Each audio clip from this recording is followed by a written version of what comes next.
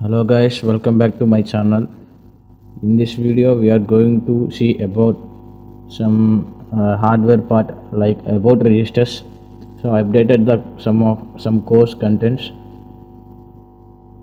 in additional to in the last video. I added two topics. One is bitwise and logical operations and another one is opcode and their conventions. In this video we are going to cover about opcodes and registers. I will tell about this thing about I will tell about this thing later video. Let us see about registers. So registers are nothing but storage units with minimum capacity. These registers cannot be stored large amount of data like cache and RAM, and these registers are fabricated on the processor, not on the RAM. So many people will think about the registers are fabricated on RAM, but it's not true. And about general purpose registers and their uses, these are the general purpose registers: EAX extended accumulator register, EBX extended base register, ECX extended count register, EDX extended data register. So these are the general purpose registers. I will explain the uses in next slide. Let us take a look about register extension. This is called the register extension. So RAX is nothing but 64-bit address, 64-bit register, and the combination of EAX register and some space will be used to pass second argument to the function or system calls. So this combination is called RAX. EAX means extended address, not address accumulator register, and this AX is the combination of accumulator high bit and accumulator low bit. These two combinations will give rise to accumulator register. And let us take an example why these registers are combined like this. So let us take an example. If RAX contains 0xDEFG1234, then EAX contains only the integer part. It will don't include the string part in it. So H stands for high bit. The first two most significant bits will be stored in EAH, and the last two least significant bits will be stored in EAL. So if we combined EAH and EAL, we will get EAX register. And in the last slide I told about to explain the uses. These are the examples. So accumulator register will works like stack. It will accumulate the result even if the result grows up. So that is the purpose of accumulator register. And example for base register. Base register will store the offset address to calculate the results. See here, BL is equal to 500 into H. Here 500 is the offset. And count register is used for counting purpose. When we are using for loop, we will use I++ and we will count something like counting the words in the letters in a string, So like for that purpose we will use count register. And be a data register. Data register is used to store the whole result after the arithmetic expression calculation completed. So if any manipulation to be done or calculation to be done on that result, then the data will be fetched from data register. Then the result will be fetched from data register. Let us take a look about index registers and pointer registers. Index registers are pointer registers. These are the index registers. These two are index registers and these three are pointer registers. Extended source index register and extended data destination index register. These are the two registers that are used when we are doing operations on string, like concatenating two strings and intersection the two strings and the union of the two strings. Then these two registers are useful for doing that operations. And EIP means instruction pointer. The next instruction to be executed, that address will be stored in EIP, or the address of the next instruction to be executed will be stored in instruction pointer. And here ESP is nothing but stack pointer.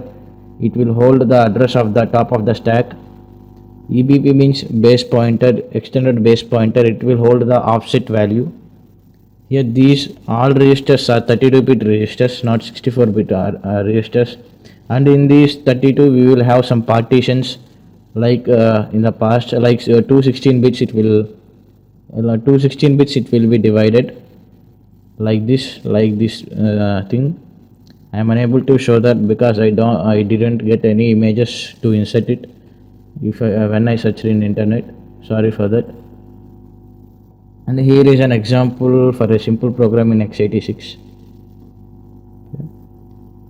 So this is an example of a program in x86.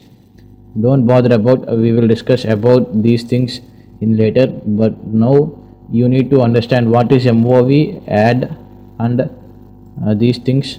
And let me explain. MUL means multiplication. So these are nothing but these move, add, mul are nothing but opcode. These opcodes will tell what is the operation between two registers to be done. So here we mentioned MOV. So the operations between ECX and the EAX should be move operation. So this move operation will be mentioned as opcode before the registers. So then our assembler will interpret it as move operation. So that is why opcodes are useful.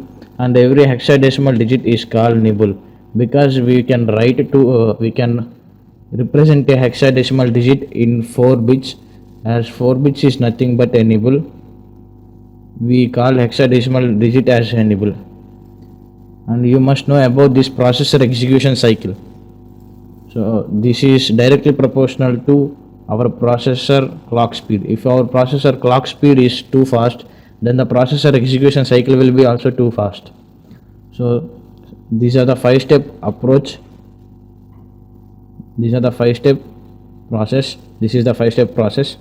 Okay, let me explain the 5 steps in the processor execution cycle. So first step is to fetch instruction into instruction register. So first it will fetch the instruction from memory to instruction register. Instruction register will hold the instruction in it, and then the instruction will be decoded, which is placed in the instruction register before. And after decoding the instruction, if there are any arithmetic operations, it will be done in third step. And if that result must be write to the memory, or any memory IO operations to be take place, or any user input need to take, then that step will be happened on memory read-write operations. And finally it will increment the program counter register. I forgot to tell about this program counter register. This program counter register is used to hold the address of the next instruction. The program counter register will hold the address of next instruction to be executed. So this is the program execution cycle, processor execution cycle. Sorry. So that's all for today's video, and my next video will be on 17th. I will upload another video on 17th. On 17th I will do a video on lab setup in Linux and if you want to set up in Windows, you can contact me, and I will mention the process in that video, and I will mention the process of Windows in that video's description. So from next video onwards, for next video I will cover this bitwise operations also. For now, basic structure of x86 architecture, opcodes and their conventions about register are completed for now. And okay, I will discuss about the stack when we are writing the programs. Don't bother about. Okay, for next video I will do the lab setup video, and I will mention the process for Windows lab setup in that video description, not in this video description. I hope you like this video. If you like the video, please like and subscribe and share to your friends. And if any doubts arise, you can contact me with Discord. I will leave the Discord invitation link in this video description, and you can comment in the comment section if you have any doubts. By the way, I am removed the background noise that we are getting from the last videos. Sorry for that, I didn't know about video editing. I did it now. Okay, I think you all will see about the you will see the subscription goal here. Make sure you reach the subscription goal for the next video. Happy learning. Have a great day. Thanks.